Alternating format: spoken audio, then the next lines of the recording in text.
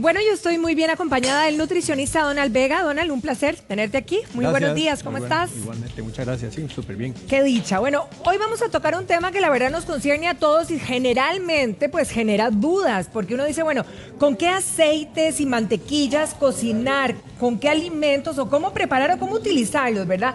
Para sacar los nutrientes y que por supuesto pues no afecte nuestra salud. Así que la primera pregunta sería, a la hora de cocinar, ¿qué tipo de aceite uso, verdad? Porque lo que no quiero es alterar ni el aceite o lo que use para engrasar, ni el resultado de mis alimentos. Correcto, bueno, si querés podemos empezar primero con ponernos en contexto. Bien. La lógica nos dice que si comemos grasa, aumentamos grasa. Correcto. Eso es lo que, eso es lo que suponemos todos.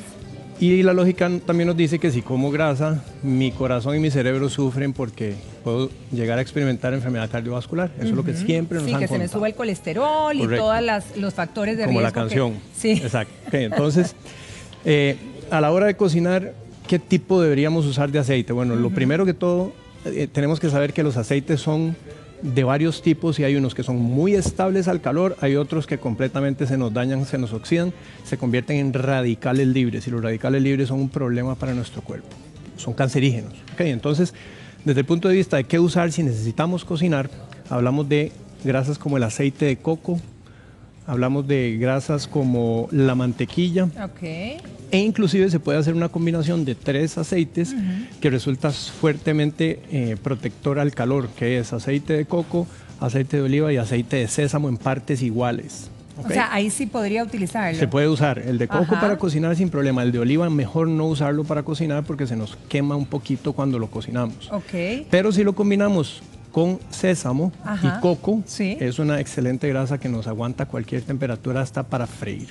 Ok, o sea, este es el que quedaría descartado. Exacto, entonces, ¿cuáles son los otros aceites que mejor nunca usar para cocinar? Son los aceites, por ejemplo, de todas las semillas, como girasol, maíz, soya, etcétera, que son sumamente delicados y nuestro cuerpo, cuando los consume, estamos jodidos. Ok, bien, si quiero freír esa carnita, por ejemplo, correcto, ¿qué le pongo? Entonces, por ejemplo, si vamos a hacer una preparación como freír una carne, lo ideal sería, bueno, y aquí entra en discusión también qué tipo de carne molida, porque siempre la gente prefiere la carne molida premium, que es la más cara y además la que tiene menos grasa.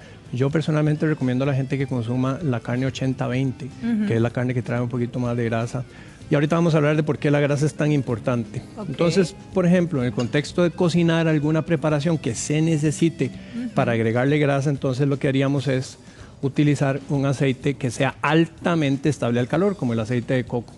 Si yo cocino esa misma carnita que no tiene ningún problema en ser consumida, pero le agrego alguno de estos aceites, que son los aceites delicados al calor, entonces el producto final, que es en principio el producto original, que es la carne molida, que es una excelente fuente de proteínas y grasas, se me altera y se me daña. Entonces, cuando hablamos del tema de que soporte calor y no se nos dañe y que permita además agregarle un tipo de nutrición adecuada con grasas estables y que nos ayudan en nuestro cuerpo, aceite de coco es definitivamente la mejor opción.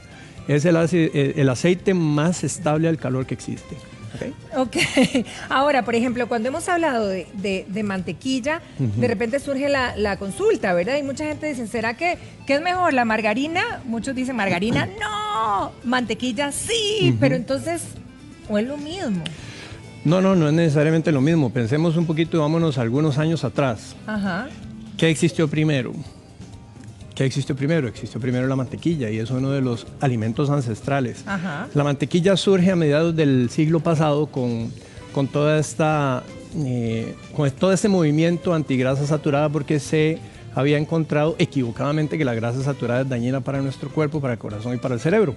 Entonces, en ese momento surge todo un mercado que viene de productos vegetales. Entonces, por ejemplo, algunas margarinas en Costa Rica existe de la carnita del pejibaye, que es de palma.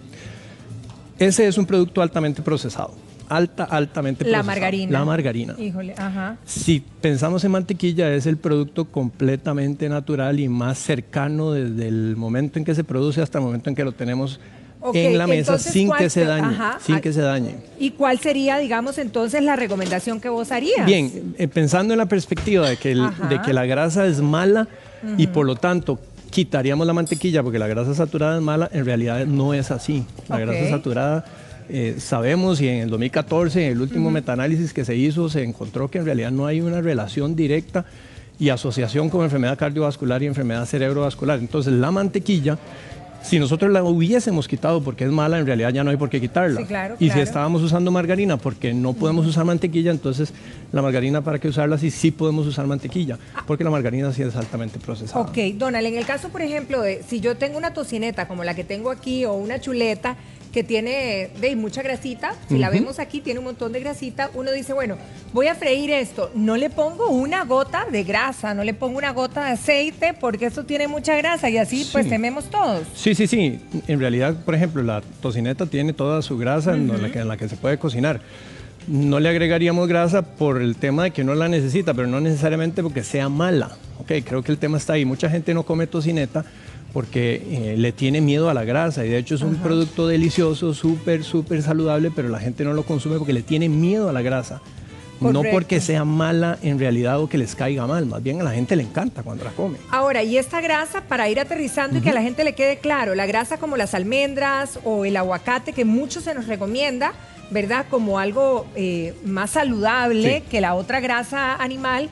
Entonces, ¿cómo quedaría, digamos, el cuadro? Ok, hay tres tipos de grasas. Hay grasas que se denominan saturadas, principalmente son de fuentes animales, pero también mucho en el aceite de coco. Sí. Esa grasa es estable al calor y no se nos daña. Es la que obtenemos, por ejemplo, en cortes como esos, como la tocineta, como la chuleta o carne de res, por ejemplo. Tenemos grasas monoinsaturadas que predominan en algunos productos como son las semillas, el aguacate, y son también excelentes fuentes de grasa. Las grasas poliinsaturadas, que también son necesarias para nuestro cuerpo, lo que pasa es que cuando se compran vienen dañadas y se usan para cocinar. Ese tipo de grasas son las que no deberíamos usar para cocinar. Entonces, si usted consigue un aceite de todas esas fuentes que hablamos de origen vegetal, que sea extra virgen o prensado en frío, no hay problema, puede consumirlo o usarlo para ensaladas. El problema es cuando eso se cocina, pero si hablamos de grasas monoinsaturadas, que también son un poquito delicadas, es mejor no cocinarlas, y una fuente en aceite es el aceite de oliva. Pero si hablamos de grasas saturadas, como las que están en las carnes o el aceite de coco o mantequilla, no hay problema, usted las puede consumir también, pero y no hay problema en cocinarlas porque son altamente estables al calor. Bueno, yo creo que nos queda bastante claro, ¿verdad? Porque tenemos muchos mitos al respecto. Claro. Así que te agradezco muchísimo, Donald, y a perder un poco el miedo, ¿verdad? Y a disfrutar de toda la comida que nos gusta y que la separamos. Y otra cosa es, aquí tenemos dos tipos de queso, uno es sin grasa y otro es con grasa. Está el procesado y el no. Sí, el ricota y el otro que es el cheddar. El cheddar no hay problema en consumirlo, la gente siempre se va por los bajos en grasa, pero nuestro cuerpo ocupa esa grasa, la ocupa. Bueno, qué dicha que lo a ver, es el gustito también. Donald, muchísimas gracias. Claro, siempre un placer tenerte aquí. Y bueno, ya lo sabemos, esto no es que sube el colesterol, ¿verdad? No. Hay que consumirlo también, hay que consumirlo. El cuerpo lo necesita. Nos vamos para el jardín porque, Vicente, ¿qué nos tenés?